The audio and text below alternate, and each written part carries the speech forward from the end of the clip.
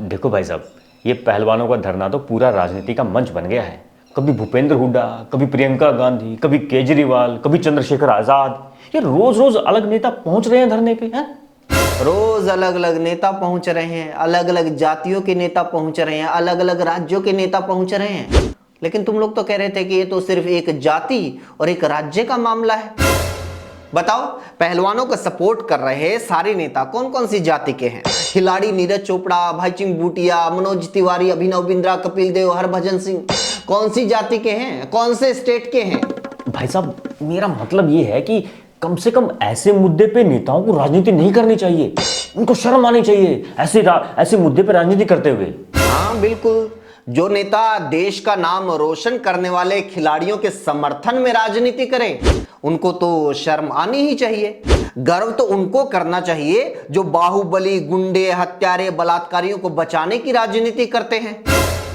गर्व तो उनको करना चाहिए जो नेता हिंदू मुसलमान के दंगे करवाने वाली राजनीति करते हैं। फक्र तो उन नेताओं को होना चाहिए ना जो कहीं लोगों को जाट नॉन जाट, कहीं यादव नॉन यादव, कहीं लिंगायत नॉन लिंगायत, कहीं पटेल नॉन पटेल में बांटने की राजनीति करते हैं। गर्व तो उन नेताओं को करना चाहिए जो देश के शहीदों की लाशों के ऊपर वोट मांगने की राजनीति करते हैं। अबे याद करो, पुलवामा के शहीदों के चीथड़े भी नहीं समेटे गए थे। उस टाइम आपके अमित शाह रैली कर रहे थे, उन शहीदों की फोटो लगाकर मोदी वोट मांग रहे थे। वो राजनीति थी या समाज सेवा? देखो, जो भी हो, आप ये तो मानेंगे ना कि खिलाड़ी और विपक्षी दल इस मुद्दे पर राजनीति कर रहे हैं। फिर वही बात, चल मुझे ही बता, धरने के ऊपर बैठा कौन सा खिलाड़ी वोट मांग रहा है या टिकट मांग रहा है? अगर बबीता फोगाट, संदीप सिंह, योगेश्वर दत्त राजनीति कर सकते हैं, तो जब इन खिलाड़ियों का मन होगा तो ये भी कर लेंगे, इनको भी पूरा अधिकार है। लेकिन अगर इनको राजनीति ही करनी होती तो ये इतने बड़े खिलाड़ी हैं कि मुसलमानों के खिलाफ 4 पोस्ट लिख के हर हर मोदी के नारे लगाकर चुटकियों में राज्यसभा जा सकते थे। लेकिन मैं तो शुरू दिन से कह रहा हूं, होनी चाहिए राजनीति।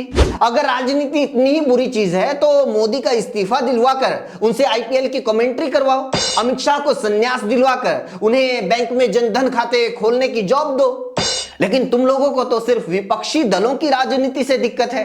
अगर तुम लोग हमेशा बलात्कारियों के समर्थन में तिरंगा यात्राएं निकालने की राजनीति करते हो, तो विपक्षी दलों को भी पीड़ितों के पक्ष में कैंडल मार्च निकालने की राजनीति करनी चाहिए।